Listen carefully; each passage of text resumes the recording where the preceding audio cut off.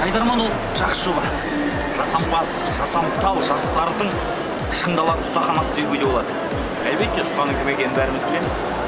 Жайдарман шынайы өмір. Жайдарманда шынайы өмірдегідей жетістіктерде, жеңілістерде, барлығы шынайы өмірдегідей. Бұл шынында балапан қанаттардың үлкен бозбалақ болатын ұстаханасы деуге болады. Есен аға, сәлем.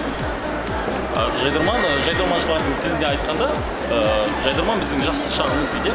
Ал сол жастық шақтан біздер 25-ке 26-ға келген жігіттер ретінде 21-дегі 22-дегі бозбалалардың ойнағанына қарап отырып біз қуанамыз, күлеміз.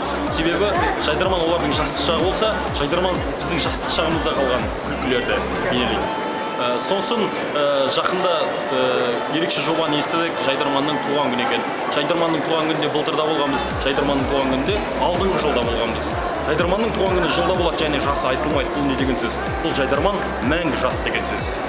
Жасай бер, шарықтай бер, өркендей бер жайдарман. Қайғырт неде оттағанында шаруам жоқ, мен жайдарманды жақсы көремін. Привет, Есен аға. Олардың басқарулары тапқырлық.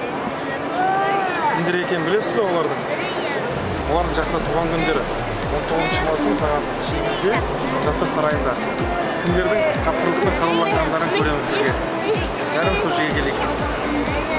Нұржол бульварымен келе жатып, Оқыстан осы жайдарманның тұрақты режиссері Дәулет мырза кездестіріп қалдық. Енді осы КВН-нің режиссерынан, яғни жайдарманның режиссерынан бір ауыз алсақ.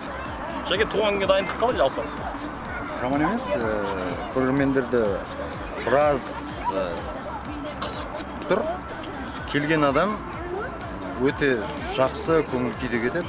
Ал келмеген адам үшігейіп, сосын телевизордан көрген кезде бару керек еді деп айтады. Сондықтан да барлығыңызды 19 маусым күні ұмытпаңыздар, жайдарманды туған күнімен құттықтауды. Оны телевизордан құттықтамай, сол жерге келіп жастар сарайына құттықтамай.